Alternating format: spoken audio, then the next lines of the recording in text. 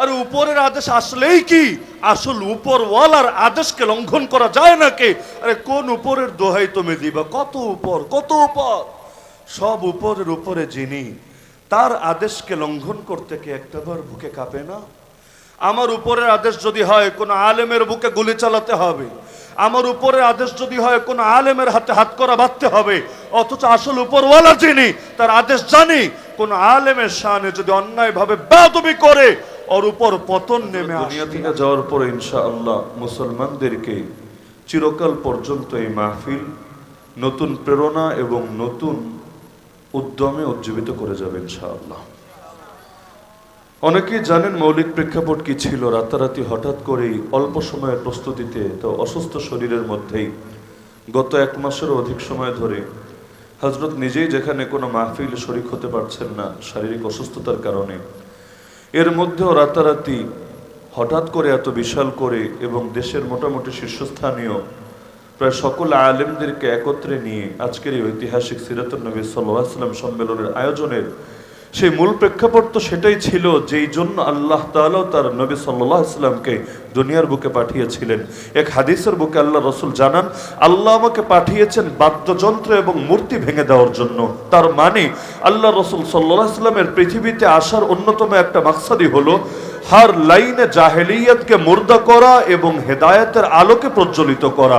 ওয়াকুল জাআল হক ওয়া যাহাকাল বাতিল ইন্নাল বাতিলা কানা যাহুকা।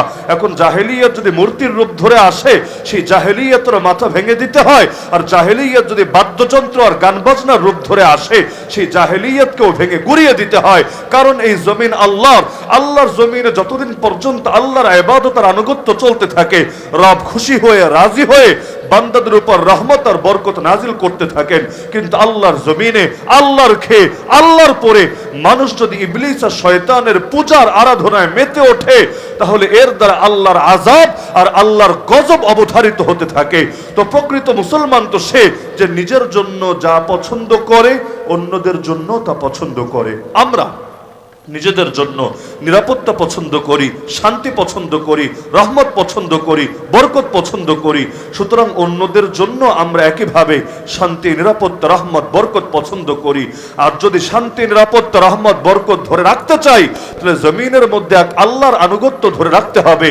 বাতিলের বিরোধিতার কোনো বিকল্পই নাই। কারণ এই জমিনের মধ্যে পাপ যদি ব্যাপকভাবে ছড়িয়ে পড়ে, তখন আসমান থেকে, জমিন থেকে বরকতের ধারাগুলো বন্ধ হতে থাকে। সুতরাং আমরা অতীতের আকাবিরদেরকে দেখার সৌভাগ্য পাই নাই, যারা আমরা দুনিয়াতে আসার 100 বছর আগে, 1000 বছর আগে এই পৃথিবী থেকে চলে গিয়েছেন। কিন্তু আলহামদুলিল্লাহ সুম্মা আলহামদুলিল্লাহ, এখনো আমাদের সামনে আশা এবং আস্থার কিছু বাতি এখনো জ্বলে যাচ্ছে। এবং দোয়া করি আল্লাহ তাআলা এই বাতিগুলোকে আরো দীর্ঘজীবী করুন, আরো দীর্ঘকাল পর্যন্ত কায়েম এবং দায়েম রাখুন, যাতে করে পরবর্তী প্রজন্মরাও তাদেরকে দেখে উজ্জীবিত হতে পারে। আর একজন বয়োবৃদ্ধ মানুষ নিজের এত এত বাধা প্রতিবন্ধকতার অসুস্থতাকে উপেক্ষা করে যদি বাতিলের বিরুদ্ধে এই বৃদ্ধ বয়সেও লড়াই চালিয়ে যেতে পারে, সেখানে নওজোয়ানদের তো উচিত সার্বক্ষণিক শাহাদাতের তামান্নায় দেওয়ানা হয়ে ময়দানে ছুটে বেড়ানো আর পৃথিবীর সব বাতিলের টুটি চেপে ধরে যে কোনো মূল্যে আল্লাহর জমিন, আল্লাহর দ্বীনের বাতি জ্বালানো।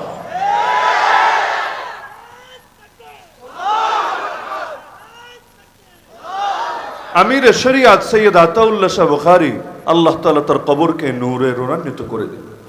যখন তিনি বৃদ্ধ, এমন সময় ভারতের এক লেখক, হিন্দু লেখক, রঙ্গিলা রাসূল নামে একটা বই লিখলো, নাউযুবিল্লাহি মিন যালিক। যে বইয়ের মধ্যে লাইনে লাইনে আল্লাহর রাসূল সাল্লাল্লাহু আলাইহি ওয়াসাল্লামের শানে গুস্তাখি করলো, ব্যঙ্গ করলো, বিদ্রূপ করলো।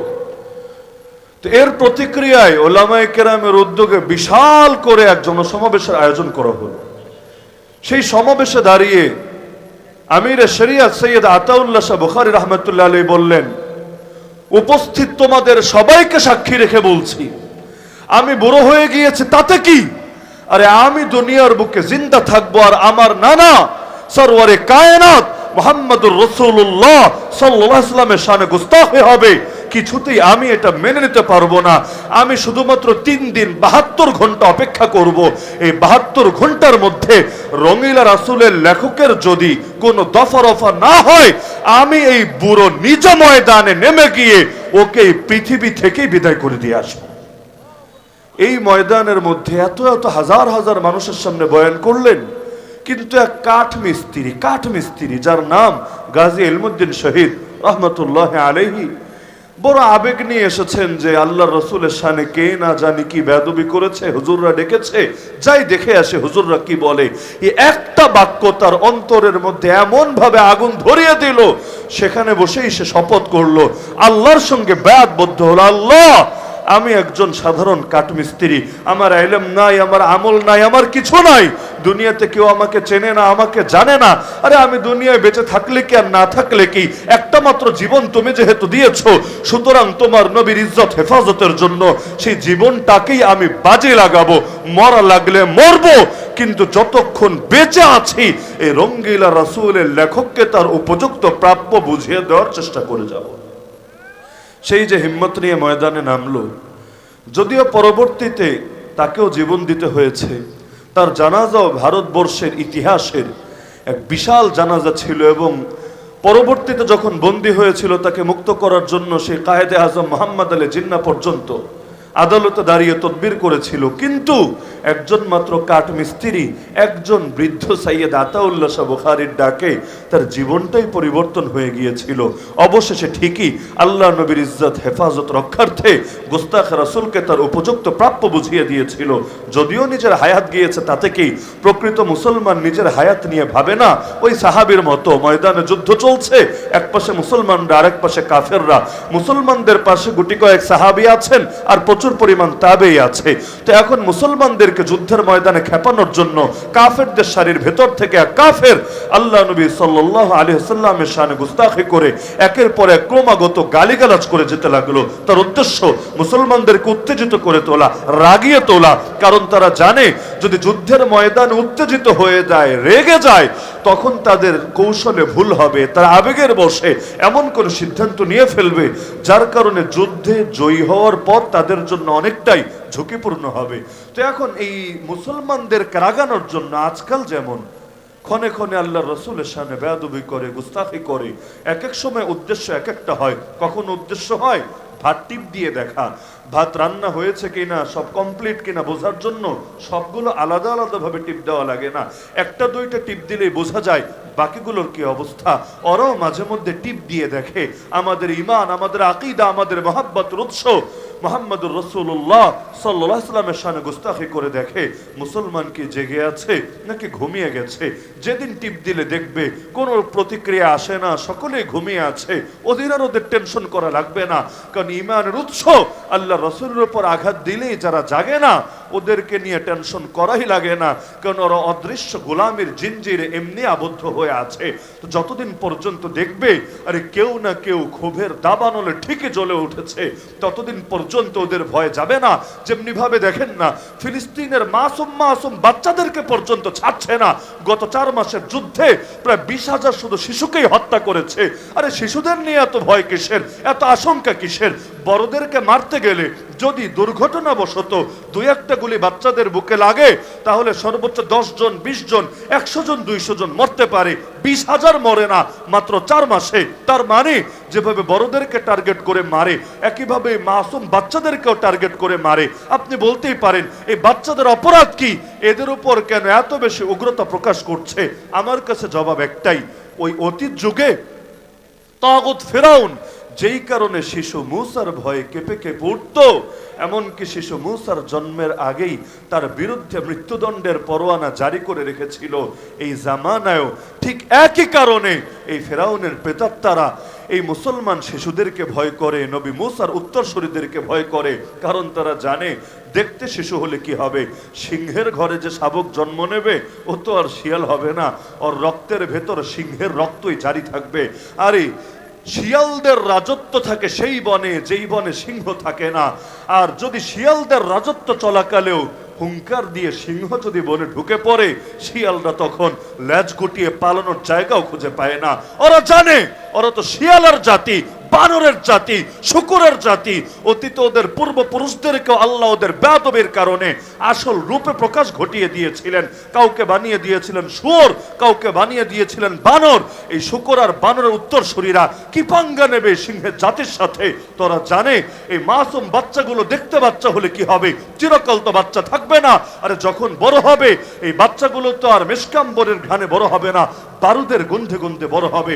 বড় হয়ে যখন জানবে দ্বীনের জন্য তার বাপকে শহীদ করা হয়েছে, তার মায়কে ইজ্জতহানি করা হয়েছে, তখন তাদের রক্তে যে দুর্বার আগুন জ্বলবে, পৃথিবীর কোনো শক্তি দিয়ে সে আগুনকে তো নেভাতে পারবে না।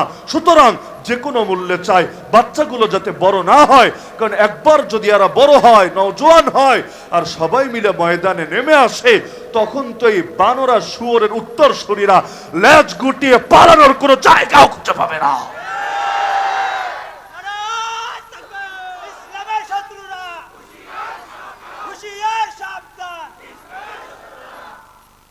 ওদেরকে আশ্রয় দেবে কে? সেদিন তো ঘনিয়ে আসছে যেদিন পাহাড়ি হোক, পাথরই হোক, গাছই হোক, কেউ ওদেরকে আশ্রয় দেবে না। ডেকে ডেকে সবাই ওদেরকে ধরিয়ে দেবে। তো পিপিলিকার পাখা গজায় মরিবার তরে, দুনিয়ার জালেমদেরও মাঝে মধ্যে পাখা গজায়, ওরাও বেয়াদবি করে দেখে মুসলমানরা কে কোন অবস্থায় আছে। তো যুদ্ধের ময়দানে গালিগালাজ শুরু করলো। এক সাহাবী এটা শুনে সইতে না পেরে প্রথমে চিৎকার দিয়ে বলেন, এই জালেম, তোর মুখ সামলে রাখ, খবরদার আল্লাহ নবীর শানে গুস্তাখি করিস না, মুসলমান কিছুতেই এটা সয়ে নেবে না। তো বাংলায় বলে চোরা না শুনে ধর্মের কাহিনী। ওদেরকে মিষ্টি মিষ্টি কথা দিয়ে কাজ হয় না। এই এখনো দেখছেন না শিক্ষা সিলেবাসের এত অসঙ্গতি, উগ্র হিন্দুত্ববাদের এই উলঙ্গ আগ্রাসন, একইভাবে নাস্তিক্যবাদ, সেকুলারিজম, কাদিয়ানিয়াত, হিজবুত তাওহীদ, আহলে কোরআন সবাই মিলে লম্ফঝম্ফ শুরু করে দিয়েছে। ওলামায়ে কেরাম কত দরদের সাথে, কত মহব্বতের সাথে, কত আন্তরিকতার সাথে বোঝানোর চেষ্টা করছে, তো মিষ্টি কথা কানে নিচ্ছে না। তারা ভাবে আরে হুজুরদের দৌড় তো বলাই পর্যন্ত, লোকে তো টিটকারিও মারে, মোল্লার দৌড় মসজিদ পর্যন্ত। যদিও পাগলরা জানে না মোল্লার দৌড় কোন পর্যন্ত, এটা ওরা টের না পেলেও ইতিমধ্যে আমেরিকা পর্যন্ত টের পেয়ে গেছে।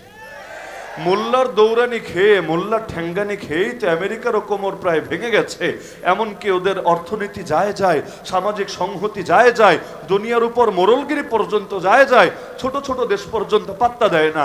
আমেরিকা হুঁশিয়ারি দিলে উল্টে আমেরিকার হুঁশিয়ারি দেয়, কি স্যাংশন দিবা? ঘোড়ার ডিম স্যাংশন দিবা? আমরাও স্যাংশন দিতে জানি তোমাদের। এর চাইতে বড় লজ্জা আমেরিকার জন্য বা আমেরিকার ইতিহাসে দ্বিতীয় কি হতে পারে? তো দিন সবার একরকম যায় না। তো মোল্লার দৌড় যদি মসজিদ পর্যন্ত হতো, তো মোল্লার দৌড়ানি আর ঠ্যাঙ্গানি খেয়ে অন্তত আমেরিকারই হালত হতো না। আরে মোল্লাদেরকে গিলতে এসে সোভিয়েত ইউনিয়ন নামক অঞ্চলও গেল দুনিয়া থেকে হারিয়ে। এই মোল্লাদেরকে গিলতে এসে সে ব্রিটিশের স্বপ্ন পর্যন্ত গেল ঘুরে, যে ব্রিটিশের এত বিশাল এক সাম্রাজ্য ছিল, যার আকাশে সূর্য ডুবতো না, কোথাও না কোথাও আসমানে সূর্য ঠিকই থাকতো। ওই ব্রিটেন এখন কি অবস্থায় উপনীত হয়েছে? ছোট্ট একটা দেশ, তাকেও কিনা আবার টিকে থাকতে হয় আমেরিকার করুণার উপর ভর করে। তো দিন সবার এক থাকে না। আজকেও তো বাতিলরা বুঝতে পারছে না কাদের সাথে বেয়াদবি করছে, কাদের সাথে পাঙ্গা নিচ্ছে, কাদেরকে উত্তক্ত করছে। আরে যার সাথে আল্লাহ থাকে, পৃথিবীর কোনো হুমকি ধমকি হামলা মামলা দিয়ে তাকে দমিয়ে রাখা যায় না। সাময়িক জেল খাটানো যায়, সাময়িক কষ্ট দেওয়া যায়। আর ইমাম আবু হানিফাকেও তো জেলের মধ্যে বিষ খেয়ে লাশ বানানো যায়, তাতে কি? এই 1200 বছর পর আবু হানিফার মহব্বত মুমিনের দিল থেকে কেড়ে নেওয়া যায় না। সুতরাং সাময়িক লম্ফঝম্ফ করতেই পারবে, তো চূড়ান্ত বিজয়ের হাসি কোনোদিনই হাসতে পারবে না।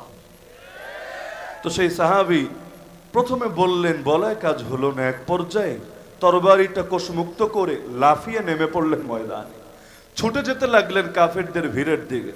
সবাই মিলে থামাচ্ছে, আরে তুমি কি করো, একা মানুষ, তুমি কি করবো? তো বাহিনীর মাঝখানে, তুমি তোর পর্যন্ত পৌঁছতেই পারবা না, তার আগেই তোমাকে মেরে ফেলবে।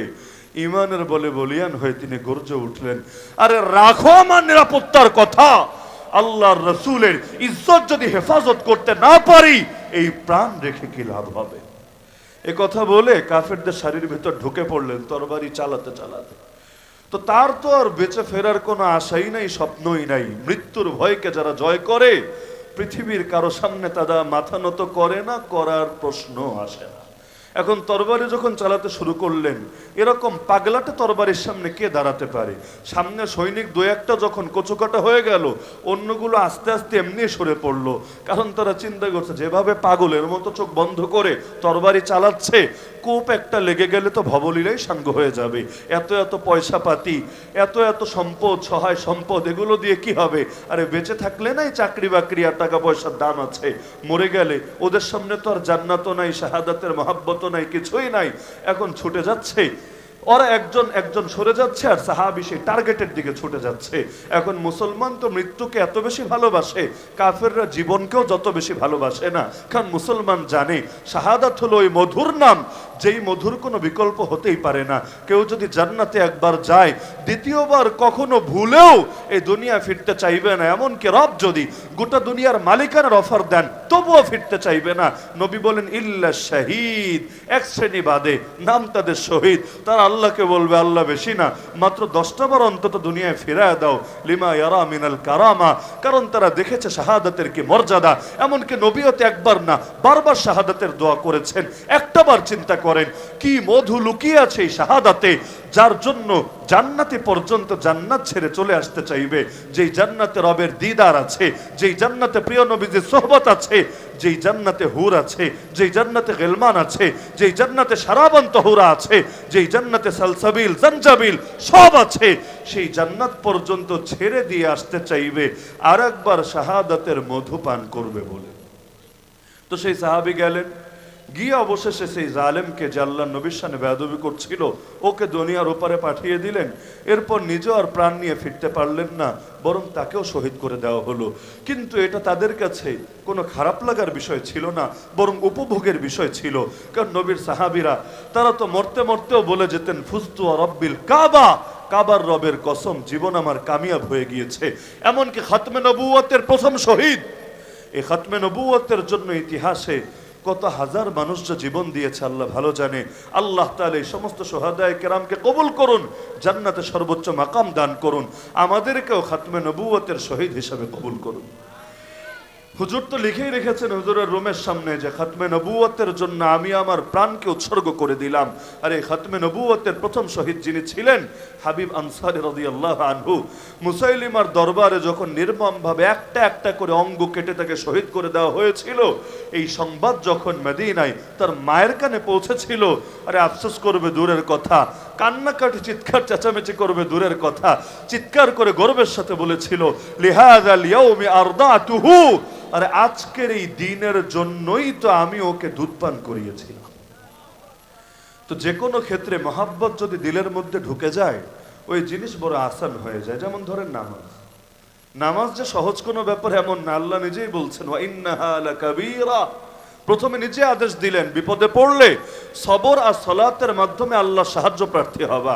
এরপর নিজেই বলে দিচ্ছেন তবে ওয়া ইন্নাহা লাকাবীরা, এটা বড় ভারী, বড় কঠিন, বড় গুরুতর। তবে ইল্লা আলাল খাশিঈন আল্লাযীনা ইয়াযুন্নুনা আন্নাহুম মুলাকু রাব্বিহিম ওয়া আন্নাহুম ইলাইহি রাজিউন।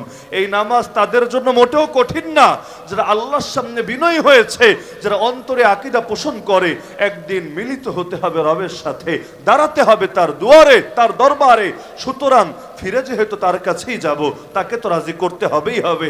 আল্লাহর রাসূল বলেন তোমাদের দুনিয়ার 3টা জিনিস মাত্র আমার কাছে প্রিয়, হুব্বিবা ইলাইয়া মিন দুনিয়াকুম সালাস। শুনলে মনে হবে বুঝলাম যে দুনিয়ার অন্য কিছু ভালো লাগে না, শুধু 3টা জিনিস ভালো লাগে। আমাদের অনেকেও আছে এমন ডায়লগ মারে, হুজুর দুনিয়ার কিচ্ছু ভালো লাগে না, খালি একটা R15 মোটরসাইকেল, একটা আইফোন আর আরেকটা দামি গাড়ি, বাস এটা ভালো লাগে, আর কিচ্ছু ভালো লাগে না। তো এখন বাহ্যিকভাবে মনে হবে নবী বলছেন তোমাদের দুনিয়ার মাত্র 3টা জিনিস আমার কাছে প্রিয় করে তোলা হয়েছে। এখন তো শুনলে এটাই মনে হবে যে 3টাই মনে হয় দুনিয়ার আইটেমই হবে, কিন্তু নবী বলতে গিয়ে 3 নম্বরে বললেন ওয়া জুইলাত কুররাতু আইনি ফিস সালাত। আরে তোমাদের দুনিয়ার যে 3 জিনিস আমার কাছে প্রিয় করে তোলা হয়েছে, এর একটা কি জানো? একটা হলো আমার চোখের শীতলতা, আঁখোকে ঠান্ডা রাখা হয়েছে নামাজের মধ্যে। এটা আবার কোন দুনিয়া রে ভাই? নামাজ আবার দুনিয়া? এটা কবে আমরা চিনতাম বা দুনিয়া হিসাবে কবে কাউন্ট করি? কিন্তু নবী বলছেন শোনো, তোমাদের দুনিয়ার 3টা জিনিস আমার ভাল লাগে, এর মধ্যে একটা হলো আমার চোখের শীতলতাই রাখা হয়েছে নামাজের মাঝে। বেলালকে বলতেন আরিহনি বিহা ইয়া বিলাল, হে বেলাল বেলাল ইকামত দিয়ে আমার দিলটাকে ঠান্ডা করে দাও। তা আল্লাহ একদিকে বলছেন নামাজ কঠিন, কিন্তু আরেকদিকে বলছেন তাদের জন্য না যাদের দিলে আল্লাহ থাকে, তাদের জন্য মজা আর মজা আর মজা। এজন্য এক নামাজিকে আল্লাহ সুসংবাদ শোনালেন, আর এক নামাজিকে দুঃসংবাদ শোনালেন। কাদ আফলাহাল মুমিনুন আল্লাযীনা হুম ফি সালাতিহিম খাশিউন। কামিয়াব হয়ে গেছে ওই সমস্ত মুমিনরা যারা নামাজে থাকে একাগ্রচিত্ত। আবার ফাওয়াইলুল লিল মুসাল্লিন আল্লাযীনা হুম আন সালাতিহিম সাহুন আল্লাযীনা হুম ইউরাউন। ধ্বংস হোক ওই সমস্ত নামাজি, বেনামাজি বলছেন না, ধ্বংস হোক ওই সমস্ত নামাজি যারা নামাজ থেকে থাকে সম্পূর্ণ উদাসীন, যারা মানুষকে দেখায়। ইযা কামু ইলাস সালাতি কামু কুসালা ইউরাউনান নাস ওয়ালা ইয়াযকুরুনাল্লাহ ইল্লা কালিলা। কারণ আজকে যদি বাংলার জমিনেও ইসলাম কায়েম হয়, নামাজ বাদ দিয়ে মুসল্লি না হয়ে থাকার সুযোগ কারো জন্যই থাকবে না। ইচ্ছাই হোক অনিচ্ছাই হোক, প্রত্যেককে বাধ্যতামূলকভাবে নামাজ পড়তে হবেই হবে। যদি না পড়ে, যেহেতু এই অঞ্চলে হানাফি মাযহাব গালিব, এই হানাফি মাযহাবের আলোকে ফতোয়া দেওয়া হবে, তাকে জেলখানায় নিয়ে রাখা হবে। আলেম ওলামারা জেলখানায় থাকবে না, তারা জেলখানায় থাকার লোক না, এই বেনামাজিরা জেলখানায় থাকবে। যতদিন পর্যন্ত নামাজ পড়বে এই মর্মে প্রতিজ্ঞাবদ্ধ না হবে, তাদেরকে ওই কাশিমপুর বা কেরানীগঞ্জের ডাইল ভাতি খাওয়ানো হবে। তো নামাজ না পড়ে উপায় কি? পড়া তো লাগবেই, কিন্তু মুনাফিকদের দিলে তো আল্লাহ নাই, তো এখন দিল থেকে তো অনুভব করে না, তো বাধ্য হয়ে শরীরটা শুধু এনে হাজির করবে, দিল পড়ে থাকবে তাদের দুনিয়ার কাজের মাঝে। এনামুল হাসান কান্দলবী রহমতুল্লাহ আলাইহি হযরতজিকে একজন এসে জিজ্ঞাসা করলো, হুজুর আমার বড় একটা সমস্যা, আমি যখনই নামাজে দাঁড়াই খালি দুনিয়ার দুনিয়ার দুনিয়া মনে পড়ে। এটা তো আমার আপনার ক্ষেত্রে বাস্তবতা। আল্লাহু আকবার বলে নামাজ শুরু করার আগেও দেখবেন মন স্থির, যে কোনো কাজে স্থির হোক, ঘড়ির টাইম দেখায়, ইমাম সাহেবের দোষ দেখায়, অথবা মসজিদে কোথায় কি হচ্ছে না হচ্ছে, কোন পিচ্চি কোন কোন আওয়াজ করছে না করছে, সব ব্যাপারে মন স্থির। যেই মাত্র আল্লাহু আকবার, এখন মন অস্থির হয়ে কখনো খেলার মাঠে, কখনো দোকানে, কখনো টিভির সামনে, কখনো ঘরবাড়িতে, কখনো দুনিয়ার বড় বড় জায়গায় ছোটাছুটি করতেই থাকে। ইমাম রাকাত কয়টা পড়লো খবর নাই, আরে কেরাত কি পড়লো না পড়লো কোনো ধরনের আইডিয়াই নাই। ব্যাস নামাজটা শেষ, খেলে আসসালামু আলাইকুম রহমতুল্লাহ, সঙ্গে সঙ্গে মন আবার স্থির, আর কোনো অস্থিরতা ভেতরে নাই। এমনটা তো অনেকের ক্ষেত্রেই হয়ে থাকে। তো জিজ্ঞাসা করলো, হুজুর আমার তো এই সমস্যা হয়, এখন কি করব, এটা সলিউশন কি? তিনি বললেন, শোনো, সমাধান অতি সহজ, অতি সহজ। নামাজ হলো আলো, আলোর দ্বারা কোনো একটা জিনিস সামনে স্পষ্ট হয়, আলোকিত হয়। তো রব্বুল আলামিন নামাজের দ্বারা বান্দার সামনে এটা আলোকিত করে দেন যে তার দিলের মধ্যে আসলে কি আছে।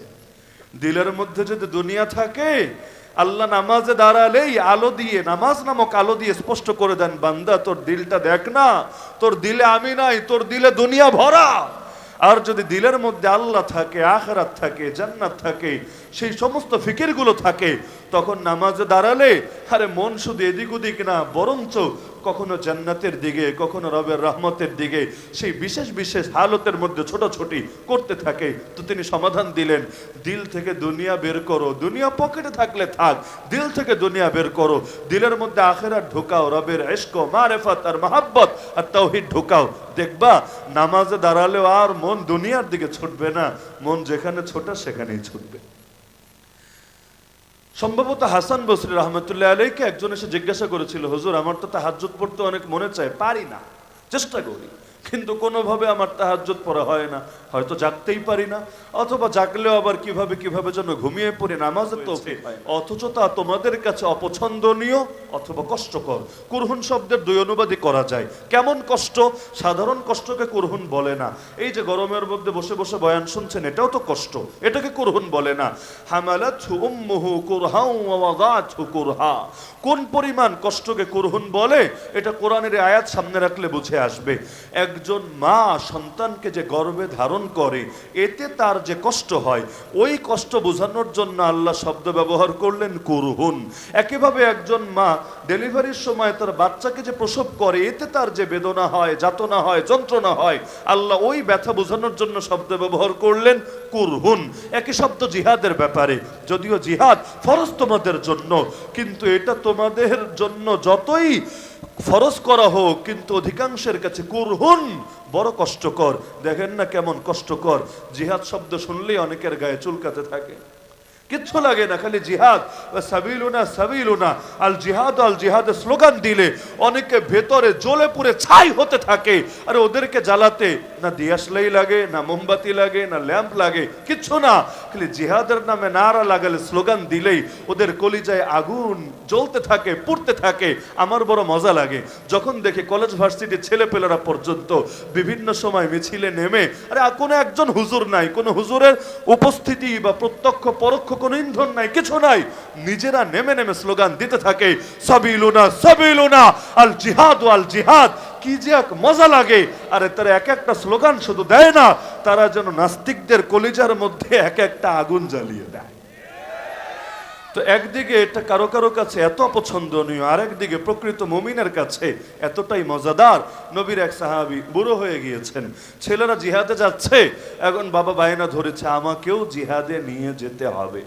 ছেলেরা বলছে আব্বা, আল্লাহ নবী সাল্লাল্লাহু আলাইহি সাল্লাম যতদিন ছিলেন তার সঙ্গে আপনি নিয়মিত জিহাদে শরীক হয়েছেন। রাসূলের ওফাতের পর আবু বকর রাদিয়াল্লাহু আনহু যে 2 বছর 3 মাস ছিলেন তার সঙ্গে নিয়মিত জিহাদ করেছেন। এরপর ওমর রাদিয়াল্লাহু আনহু এক যুগ শাসন করলেন, তার সাথেও আপনি জিহাদে শরীক হয়েছেন। এখন আপনি বৃদ্ধ হয়ে গিয়েছেন, এই বয়সে আপনি জিহাদে না গেলেও চলবে, আপনার পক্ষ থেকে আমরা সন্তানরাই যথেষ্ট ইনশাআল্লাহ। এখন আমরা টকবগে নওজোয়ান, ইনশাআল্লাহ আমরা কথা দিচ্ছি কোনো খামখেয়ালি করব না, কোনো গাফলতি করব না। আপনি শুধু বাসায় থেকে দোয়া দেন, আপনার সরাসরি ময়দানে এই বয়সে যাওয়া লাগবে না। এবার বাবা গর্জে উঠলেন, চুপ করো, তোমরা আমাকে ঘরে পড়ে থাকতে বলো, অথচ আল্লাহর কোরআন আমাকে বলেছে এই অবস্থায় বের হতে, ইনফিরু খিফাফান ওয়া সিকালা, হালকা হও বা ভারী হও, বেরিয়ে পড়ো ময়দানে, ওয়াজাহিদু বিআমওয়ালিকুম ওয়া আনফুসিকুম ফি সাবিলিল্লাহ, নিজের জান দিয়ে আর মাল দিয়ে জিহাদ করতে থাকো আল্লাহর পথে। আরে আল্লাহর পথে ডাক আসার পরও ঘরে যারা বসে থাকে তারা তো মুনাফিক, কারণ মুনাফিকের শানে আল্লাহ বলেছেন যখন তাদেরকে বলা হয় ইনফিরু ফি সাবিলিল্লাহ, আল্লাহর পথে বের হও, ইসসাকালতুম ইলাল আরদ, মাটি কামড়ে পড়ে থাকে, কোনোভাবেই তারা ময়দানে যেতে চায় না। অবস্থা এমন কান্নামা ইউসাকুনা ইলাল মাউতি ওয়া হুম ইয়ানজুরুন, যদি ময়দানে তাদেরকে নেওয়া হয় মনে হতে থাকে যেন তাদেরকে টেনে মৃত্যুর দুয়ারে নেওয়া হচ্ছে, আর ফেল ফেল করে তাকিয়ে সে দৃশ্য দেখছে। তো বাবা যখন কোরআনের আয়াত দিয়ে দলিল দিল তখন আর তারা সইতে পারলো না, কারণ কোরআনের সামনে দ্বিতীয় কোনো কথা হয় না।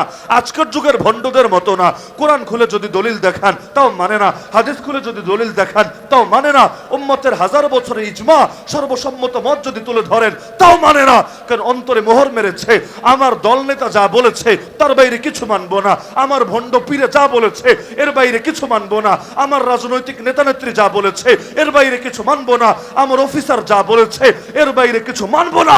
এখন তারা যদি অন্যায় বলে সে অন্যায় করবে, বুকটা কাঁপবে না, এমনকি বৈষম্য করতেও বিবেকে একবার বাঁধবে না। আরে গোটা দেশ দেখেছে, গোটা দেশ।